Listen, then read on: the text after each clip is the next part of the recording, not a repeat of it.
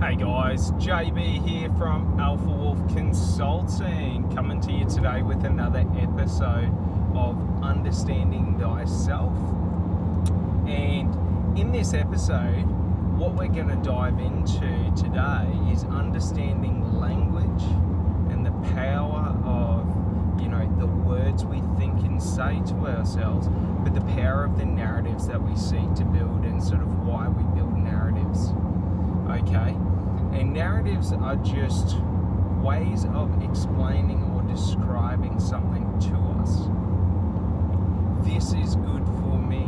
This is bad for me. So to understand this, we'll also dive into understanding the power of language to either associate or dissociate from us. So, just to start on that, with language, it can either associate with us or disassociate us from environments or states or situations. So, for example, everyone believes that killing and violence and war is, not that it's unnecessary, but it's not a humane thing to do. Like killing other people, while being necessary in life to defend and protect yourself and your values, it's not the right way to go, in the context that if you look at people suffering and dying, you will feel empathy and sadness. And the thing is the language we use either associates that pain to us and we feel it as an individual as if it's happening to us, or it disassociates it to where we understand that it's happening and we feel bad that it's happening, but it's happening separate from us. So this is sort of the power of the narratives that we tell ourselves and we create for ourselves in life, is they'll either associate something to me, so I am peace, happiness, love and joy, or I want peace, happiness and love and joy. I can want something, but it's disassociated from me because I do not have it. So it's only this through the action of seeking and becoming that it is associated to me. So it's very important, because what we want to do personally in our life is determine what is good for my existence and my experience of life, and what is negative. And we want to construct conscious language patterns, so conscious structured language that disassociates negative from who we are and what we do, and associates and aligns to positive, so that we can all feel that we are our best self, living our most positive life.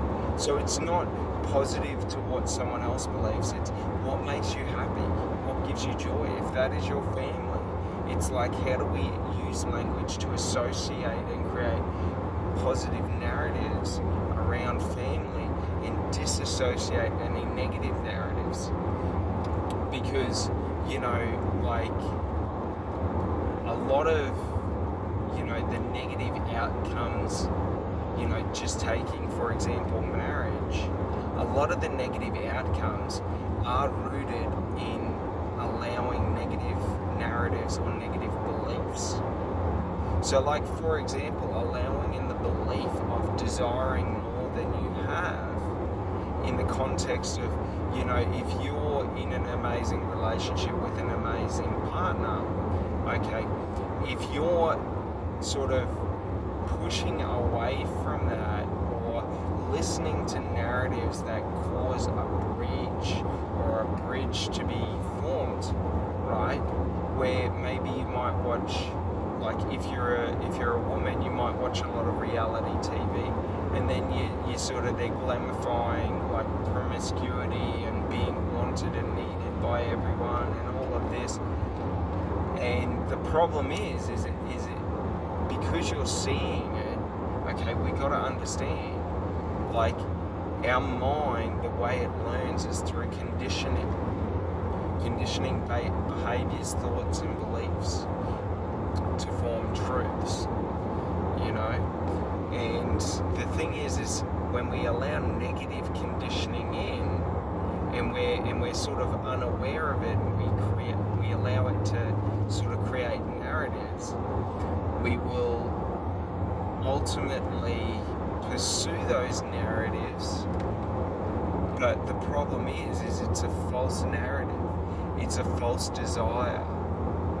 So, like, for example, being desired by, you know, everyone of the opposite sex, like, it might feel good, you know what I mean? But if you let that belief be rooted into your mind and you pursue that, you will find that that's not true. That's not your true belief. Your true belief is you want to be loved by, you know, all those you care about. Like, most people don't really care about being loved by their enemies. Like, you know what I mean? You don't really, anything you don't like, you don't want to think about. That's why when you have to think about all the negative that's happening, if you're going through stressful situations, you're in a perpetual bad mood. Because it's not the problem that causes the bad mood, but it's the emotions that you're feeling. You've assigned to negative emotions. So, like, if you feel stressed, you feel like negative and lack of peace, lack of happiness.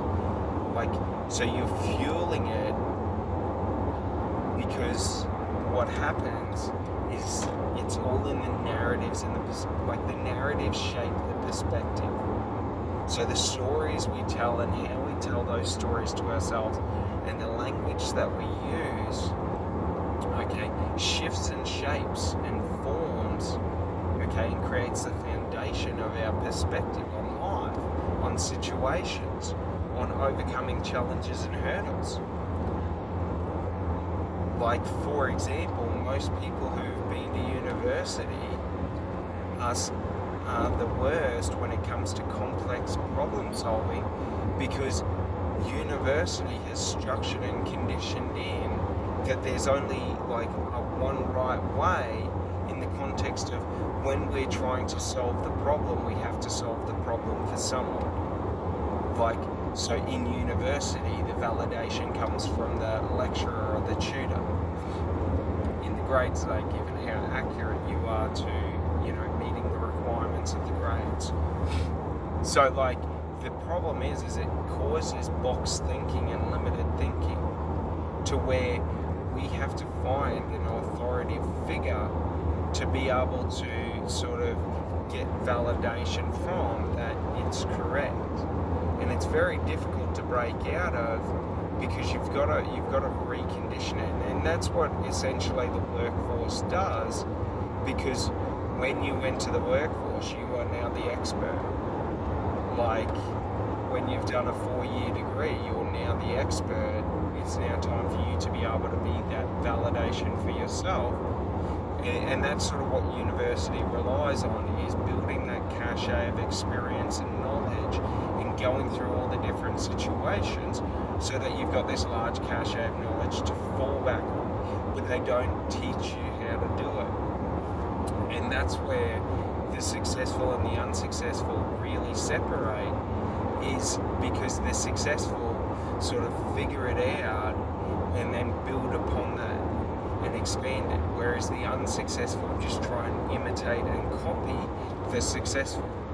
So they don't understand that it's like, you got to build the knowledge up in your industry or in your field, and then you've got to start making decisions and building and testing the expectations. So you've got to build an expectation that if I'm facing, you know, let's say you're in business, if I'm facing a problem with customers, I can't get enough customers, like, I've got to be able to understand, well, how do I get customers? Okay, what attracts customers, and all these different things. And then I've got to go out there and implement the theses or the strategies and test and measure the results to formulate my own theses. So the problem is when we're so limited to not understanding how flexible our mind is, we become stagnant in the belief of like we are who we are. We are who we are in every moment. In any moment we have the ability and the capacity to become anyone. Look to history. I look to the great battles where men were able to do and give more than anyone could even imagine because it was required. Not for fame or glory, but because it was required. Understand the universal truth is what is required will be done. So the thing you got to understand is if you've got to push 180%, if you just do it, it will be done. You have the capacity. Like, the human mind only operates at 10 to 20% of its capacity at any point in time. The human body only operates at 10%. To operate at 100% means degradation on a massive scale. But understand this, in moments, for short durations, you can elevate and access full potential. And full potential is when you understand and elevate your mind to being able to access like pure focus. Being able to observe every detail. Not a lot of details, every detail. To account for everything. Our mind is so complex in its ability that we don't even fathom the power of its processing. Anyone that says they know for a fact what the potential is, just understand they have only ever measured and tested people at 10%. They have never measured, people going through. And you can see they're doing this with Wim Hof at the moment, where they're currently doing studies, because Wim Hof understands that through breath work and sequenced breathing, we can access different aspects of our subconscious mind and the survival instincts. Because it's only in survival that we unlock true potential. Like, it's only when our back is against the wall and it's forward or death that we have the strength to move any object of any volume or size or weight. It does not matter. Like, because Atlas is required to hold the heavens and the earth on his shoulders, he has the strength to. Like, it's just the understanding that it's not difficult. So whatever pressure or anything you feel in life, business, your career, relationships, just know if you're going through it, you have the strength to go through it effortlessly. And it's just about understanding the mind. Because what negative thoughts and negative thought patterns and negative, language patterns do is they create additional weight and strain and stress. So the thing is, in anything in life, okay, when you're giving 100%, just know that if your mind is not burden-free and clear, like, you're not actually giving 100% because you're weighing yourself down. So your 100% is only really 60%.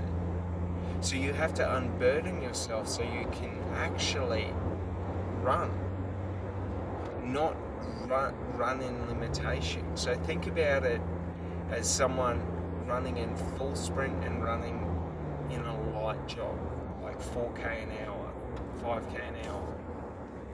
Like, both are running, but one is artificially limiting themselves so much so that like they're running at a much lower rate.